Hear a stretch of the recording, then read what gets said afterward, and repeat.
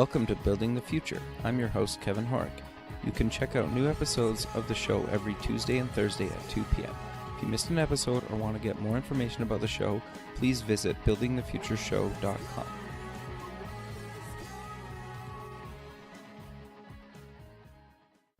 SoupX, the Startup Expo, North America's premier startup conference, is March 6th and 7th, 2017, in sunny Fort Lauderdale, Florida. Affordably priced, SoupX is a 2-day international conference featuring workshops, panels, speeches, a $50,000 startup competition, and over 100 exhibitors. For more information, go to sup-x.org. Welcome back to the show. Today we have Dr. Allan Offenberger. He's a professor emeritus at the U of A Electrical Computer Engineering and Alberta Fusion Technology Alliance. Allan, welcome to the show. Hello there. Good afternoon. Yeah, I'm excited to have you on the show. I think what you've been doing in your career is really fascinating. But maybe before we kind of get into fusion and kind of what you're doing, let's get to know you a little bit better and start off with where you grew up. Well, in fact, my hometown where I grew up, had all my initial schooling, was Penticton, British Columbia. Okay. That's a nice and area. For those who be familiar with where that is, if you take Vancouver, British Columbia, and go inland about 250 miles, 400 kilometers, you'll find the Okanagan Valley that runs north-south into Washington State as well as British Columbia. And it was fruit-growing territory when I grew up, and it's now a lot of viticulture. People have gone into the wines instead. But as a boy, I used to work in the orchards. Sure. That's great. So you went to University of British Columbia, correct? Correct. So walk me through your kind of university career, because you've done a lot of schooling kind of all over the place. Well, apart then from leaving Penticton after my matriculation, I went to the University of British Columbia to study in engineering physics. It was considered the elite program, academic program at the university, and tough to nail down. It was a 5-year program, and it attracted a lot of very bright engineering physics students to it. So it was a great group of people to be involved with, and it combined both physics and engineering. So we used to get all the physics courses that the honors physics students got, plus we got additional engineering courses. So it was quite comprehensive. Following that, I actually stayed at UBC to do my master's degree. I did that in 1 year. Wow. I graduated with my bachelor's in 1962 and did my master's by summer of 1963. And I got married that summer as well, and then went off to MIT. And the circumstances of that, back when I was considering my postgraduate work, which was always in my plan, I had applied to MIT, to Princeton, and to Caltech. And I got a phone call from a professor at MIT, and this is now back in the early 60s, and he said, "Allan, you should come to MIT to do your graduate work." And that turned out to be Professor David Rose in the nuclear engineering department. And I thought, well, if he would take the time to phone me and say I should come there, I thought that was the logical thing to do. So that's where I went and enjoyed a lot of very good years at MIT and met a lot of very, very good people that continued associations to this day. Sure. Following the graduate work then at MIT, I should say that this is now the early 60s. The world of the laser has started in 1960. And the early 60s, the U.S. was still in the throes of science and a lot of science, so there was very good funding. And I decided to do a thesis on laser plasma work, which is what I was really interested in, the plasma science for fusion energy research and the new era of lasers. So it was trying to combine lasers and plasmas and subsequently linked to fusion.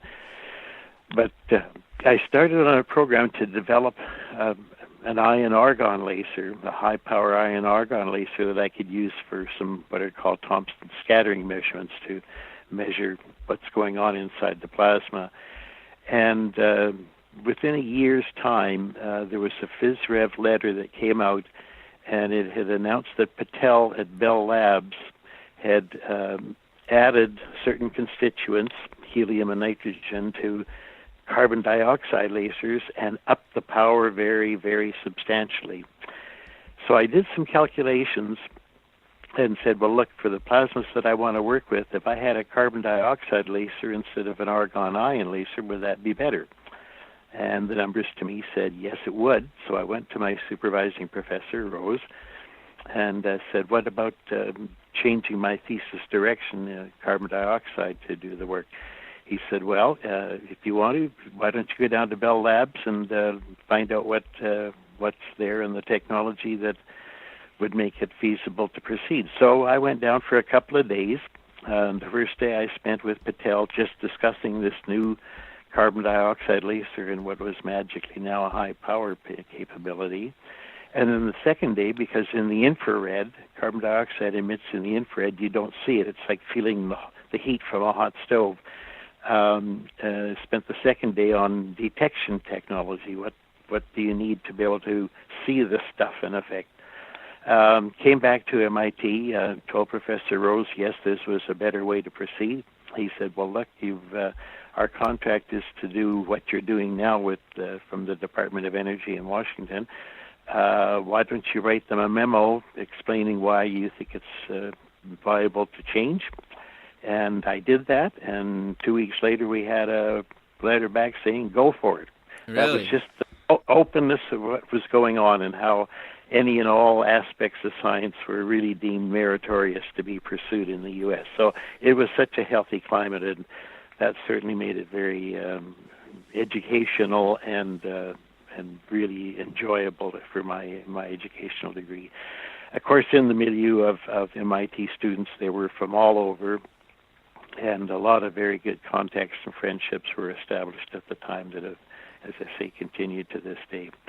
Well, the upshot was I finished my PhD working with carbon dioxide lasers and plasmas, and I chose to come to the University of Alberta out of the opportunities that were open at the time. And again, back in the 60s, there were a lot of opportunities. But I chose to come to Alberta, and it was on the heels of three things. I'd had an invitation to come up, and when I was here, it was in February of 1967, I guess. Okay.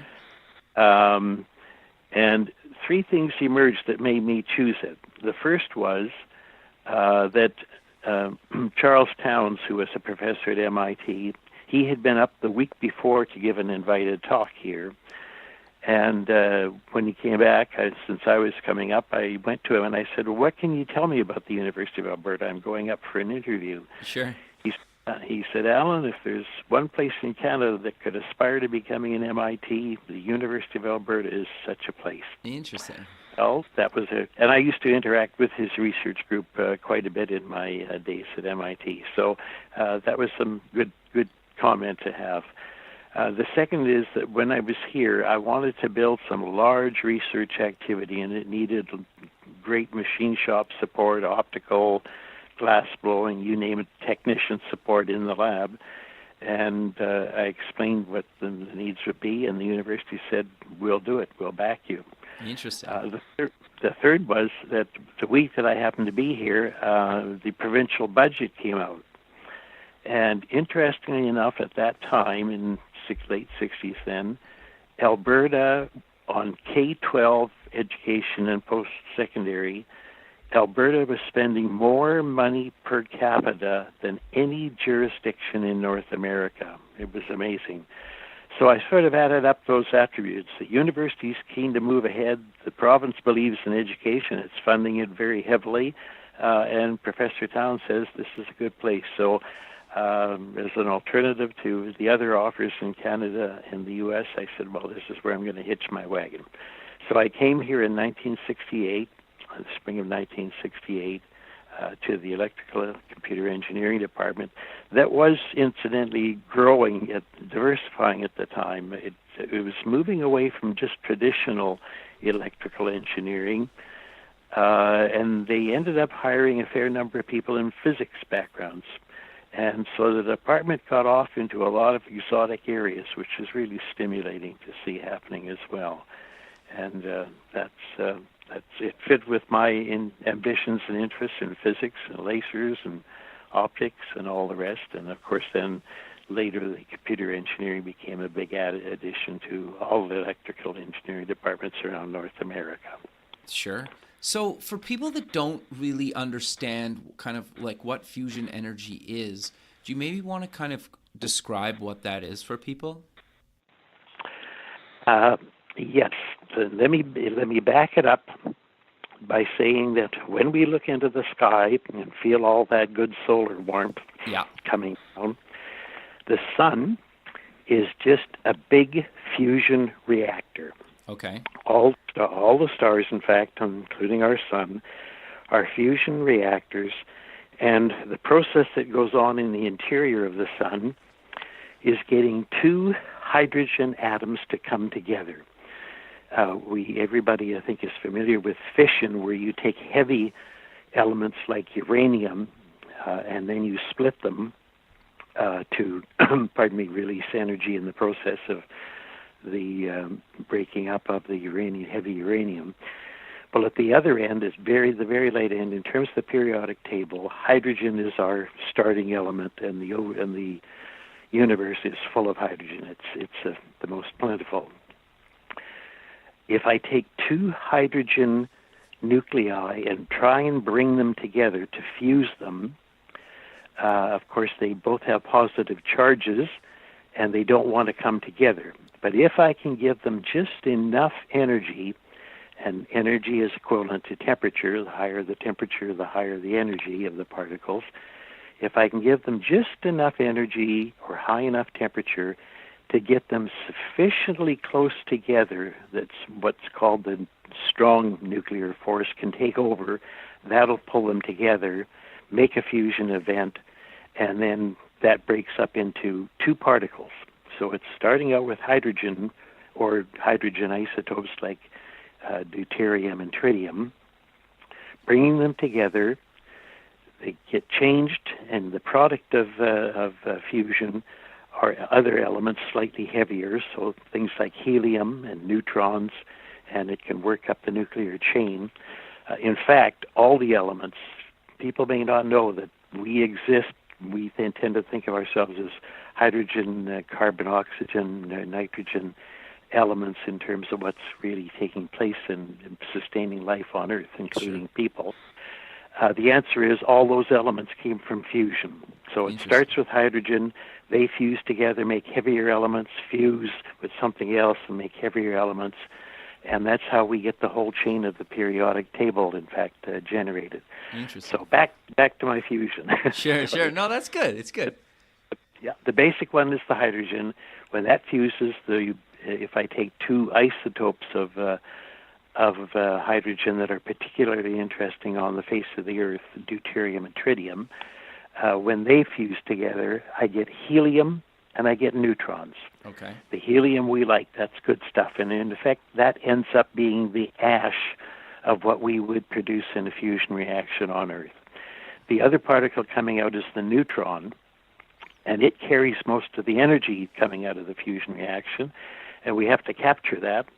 So what we do one way or another, in fact, is to have a blanket of lithium instead of taking the heat out of an internal combustion engine or a coal-fired power plant where we circulate water to take the heat out.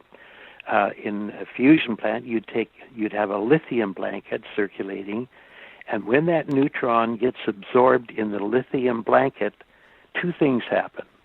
One is that it produces tritium, which is one of the fuels of fusion, and more helium. So the helium is the good stuff. Sure. It's part of the additional ash. The tritium, then, as that lithium blanket is circulated out from the internal reaction chamber, you process it to extract the tritium so you can take that off and use it as the fuel, as the input to the fusion reaction. And then the lithium goes off to go through your cycles to produce electricity. So the basic elements of fusion in the sun are just simple hydrogen. What we talk about in H2O, hydrogen and H2O, that's the element of fusion in the interior of the sun. And that works there because there's such a massive amount of material in the sun that it can handle very slow reaction rates and still produce prodigious amounts of energy. On Earth, we're never going to put a ball the mass of the sun together on Earth, so we're working with more dilute fuel in any reaction chamber, and it turns out that the simple hydrogen reaction is not as efficient, it's slower burning in effect, than using isotopes of hydrogen, deuterium and tritium. And so mankind's efforts in fusion are concentrating on the deuterium-tritium cycle because technologically it's, in quotes, the easiest one to make happen because it can be done with the lowest temperature. And when I say lowest temperature, I'm talking about 100 million degrees. Wow. That's awesome. That's interesting. So I'm curious then, how can we use this technology on Earth for people that don't understand like what's happening, and why aren't we using it more? Well, the answer is we know the physics. We know what needs to be done. The difficulty is when I mention the temperature, pardon me, at those temperatures, all matter is ionized. Okay. So it's no longer neutral particles like the air in the room that we breathe. It is all charged particles, and they have a predilection to not want to be controlled very well at these high energy, high temperature particles in the ionized state. So the issue is that if you do a simple calculation of I've got to heat this stuff up in the first place to make fusion reactions happen, I've invested a lot of energy in the first place, how do I get it to give me payback when I've got to do something with all these charged particles that are running around? The second part of it then is you've got to be able to confine the particles long enough in order to get more energy out than you had to invest in the first place. Interesting. So that's the key, is confinement. And in fact, there's two parameters to make it work. One is temperature, and one is confinement.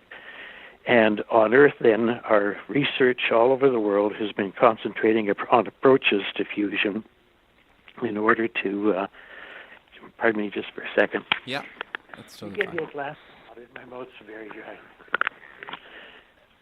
Pardon me. No worries. My mouth is dry here again. Sure.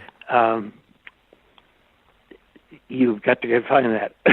So the question is, what approaches might you take in order to get adequate confinement of this very high temperature state of matter so it doesn't touch any material walls but does all the fusion reactions in that volume and you take the energy out.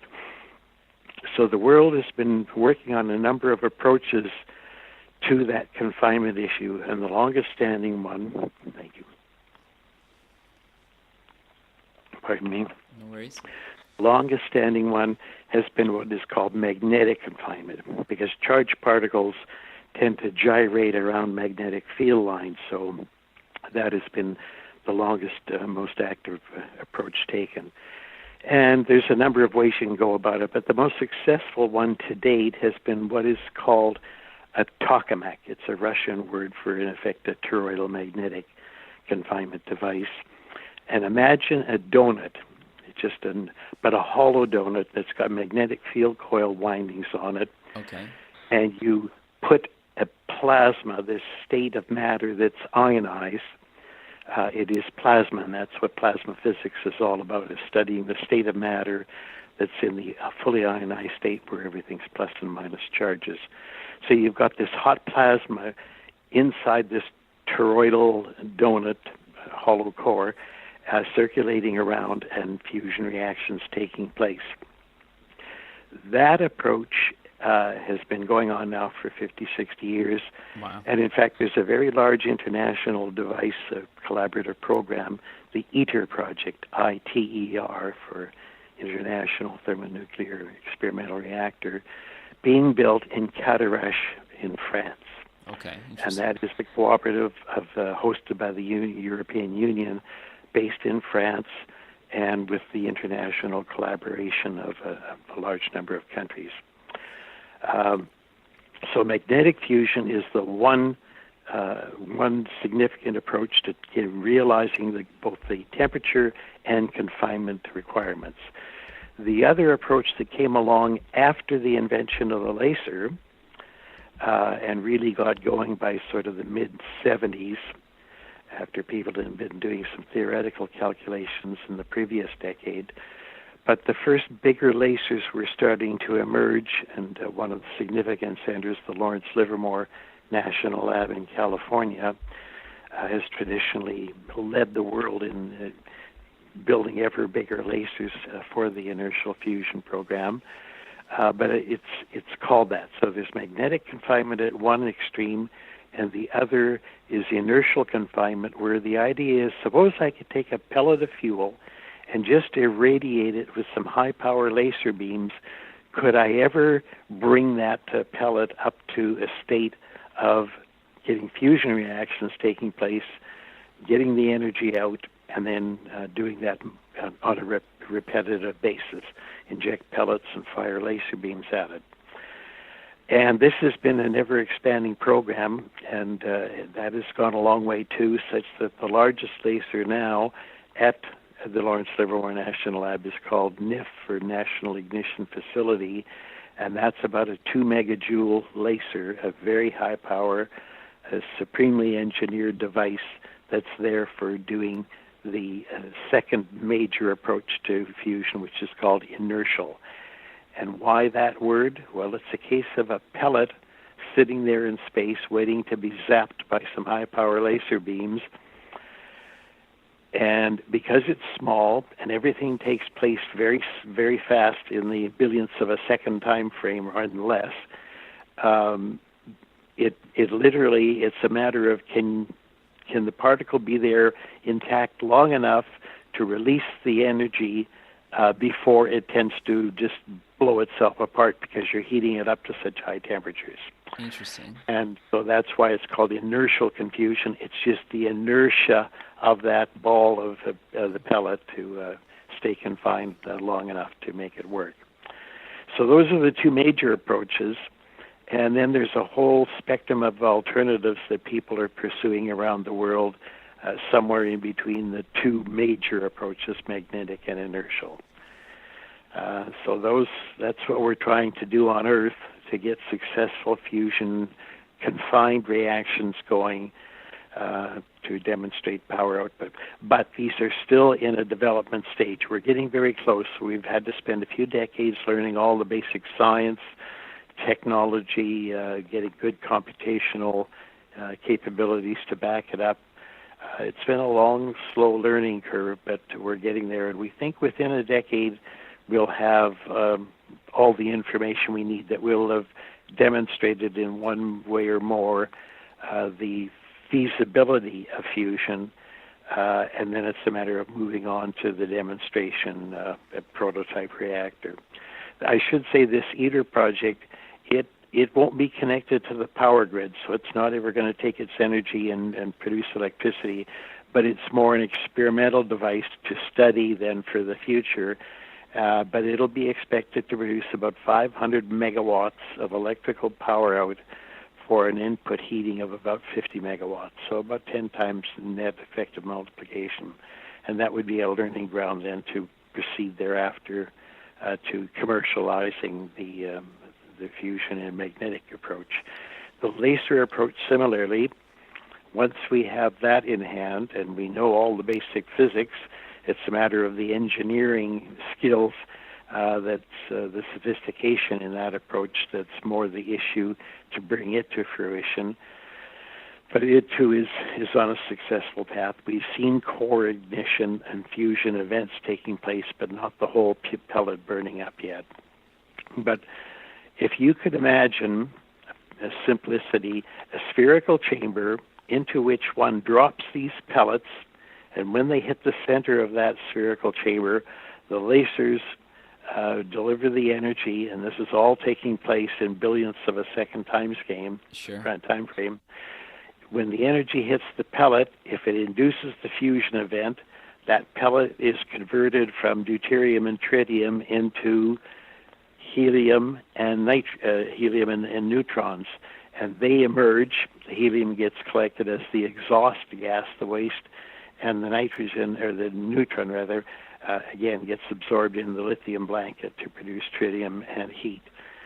And now what do I do to make a power device out of it? Sure. Well, I make it an internal combustion engine. What happens with our cars? On a much higher RPM basis, we inject fuel, we ignite it, it burns, and it drives a piston. Well, in the case of a fusion reactor with lasers, the pellet would be dropped in about 10 times a second. So it's a low RPM internal combustion engine. You drop in the pellet, fire the laser beams, collect the output heat, inject the pellet, fire the laser beams, collect the heat, and it builds up the sustained energy that way. The good thing is we don't have any of the long-lived radioactive waste that we don't have to worry about. It's clean. In fact, if you do calculations, fusion, in terms of how environmentally we want to talk about things, we think solar is really clean and wind energy is clean.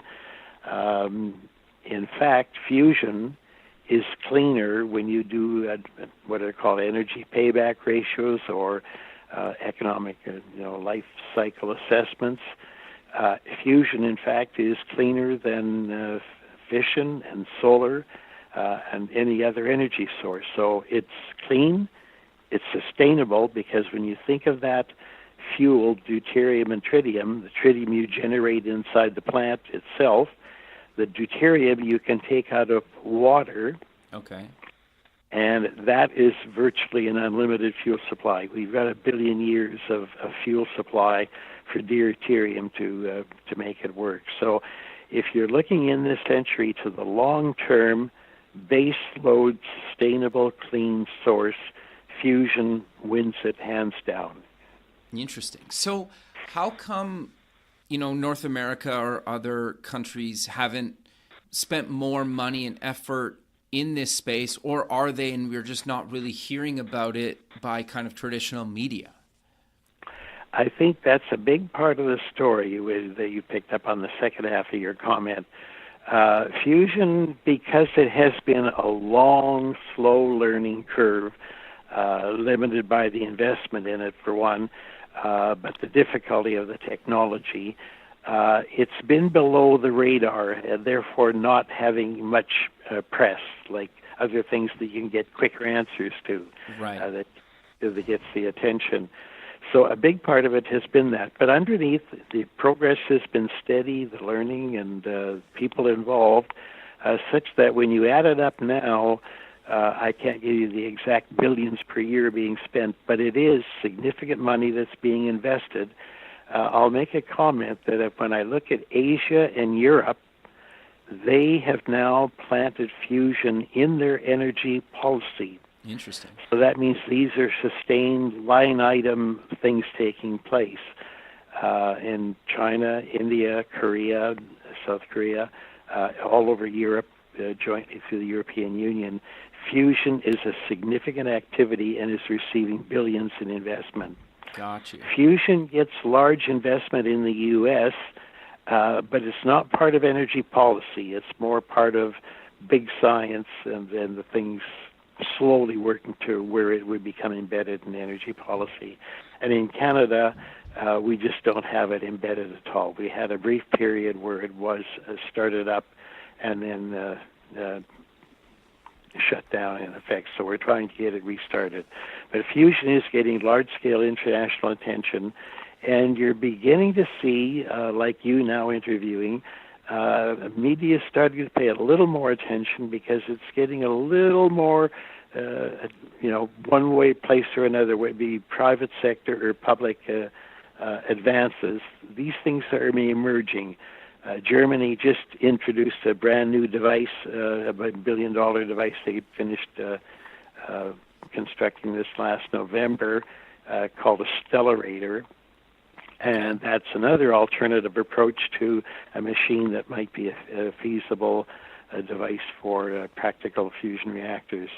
There's small companies in the U.S., in Canada, in Europe, and Asia that are working on separate alternative routes in between what's being done in major national programs. So the progress is steady. The media attention is starting to get a little bit stronger, and the investment is being made.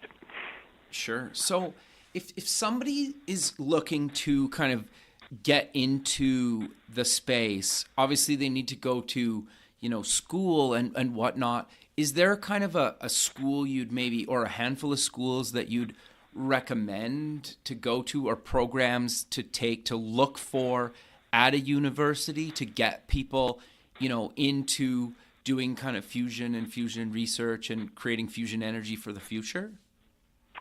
Yes, in fact, there are a good many of them, and I can't begin to name them all. Sure. But if I take the large programs in the U.S. and the universities that interact there in terms of the manpower being educated, well, obviously MIT Sure. has been a long-standing center in this field. Princeton, the University of California system, and many others, University of Wisconsin, and so on. So there's a wide variety of places in the U.S. In Canada, we're down now in terms of major educational. We used to have a fair number of institutions. Now the two residual main campuses are the University of Alberta and University of Saskatchewan. Okay. And we're now trying to get the Canadian program growing again, where we would have other places like UBC, University of British Columbia, that used to be big in the program, but it's not now. So we've got some major institutions in the U.S., some important ones in Canada. In Europe, they exist in France, in the UK, in Germany, in Italy, in Spain. It goes on, in Holland, and so on. And in Asia, China, India, South Korea, through their institutes of technology, and the fact that, as I say, fusion is now part of energy policy and therefore is a line item in budgeting. That allows your programs at universities to get a sustained funding, which is important. So institutes of technology in India, in China, their large programs are really there. Let me take China as an example. They are a contributor to that international ITER project in France, but at home they have bigger programs, again, that they're doing on their own in addition to supporting the international project. And they've made fusion one of their major priorities in their long-term planning. And as you know, China tends to set these 5- and 10-year planning goals. So Sure. fusion is embedded in it, and they have the background educational institutions in Beijing and Shanghai and so on, and to support the highly qualified personnel requirements. Sure. That makes a lot of sense. And so I'm curious to know, for somebody that's maybe in kind of high school, is there any courses that they could take that would really help them kind of prepare to go into like a career in fusion? Like obviously probably physics and calculus and stuff like that. Is there any others that people could take? Well, it's the general thing would be coming out of school, if you have a good background in science, so physics, Okay. mathematics, that's the start.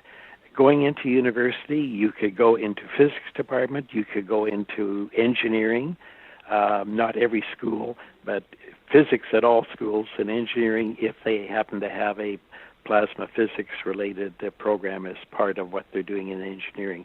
And there are many institutions, and I mentioned some of them in the U.S., Sure. MIT and California, University of California, and so on. The few programs that have nuclear engineering schools as well, that can be another pathway once you reach university. So physics and engineering would be the main streamlines, in effect, once you get to the university level. And the field of study that you'd be going into would be plasma physics in a pure physics approach, or it could be plasmas and lasers and enabling technologies if you're going into an engineering school. When I went to MIT, I ended up being in the nuclear engineering school, doing my plasma physics and lasers. So there's a fair bit of cross-feeding and diversity available in the different schools.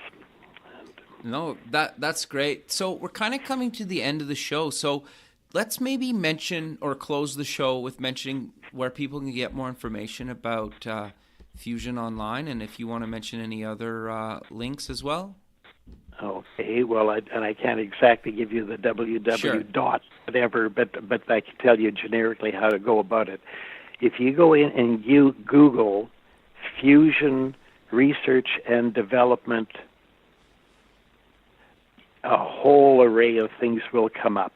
Sure. And among the sub-pieces to look for then would be, for example, in the laser fusion, Lawrence Livermore National Laboratory in California.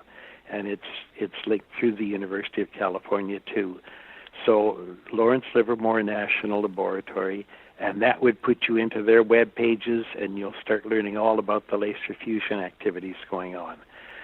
Similarly, if you use a keyword magnetic fusion centers, it'll bring up everything going on all over the world, whether it be in Japan or China or the U.S. or any European nation. And then another category below that would be specific institutes or universities to identify, but many of them will emerge automatically with a generic search for fusion research and development, magnetic fusion, laser fusion. Sure. That would be my recommendation, and then there's just a host of places to go for more detailed information. Sure. Well, Allan, And of course, sorry, go ahead. No, I was going to say then there are the universities themselves. So whether it be MIT or University of California or University of Alberta or Imperial College in England and so on, all of these would come up too. Sure. Well, Allan, I really appreciate you taking the time of your day to be on the show, and I look forward to keeping in touch with you, and have a good rest of your day. Thank you very much. All right. We'll talk soon. Yep. Okay. Bye-bye. Bye.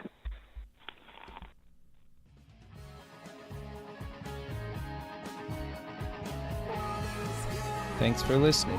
The music for the show is done by Electric Mantra. You can check them out at electricmantra.com and keep building the future.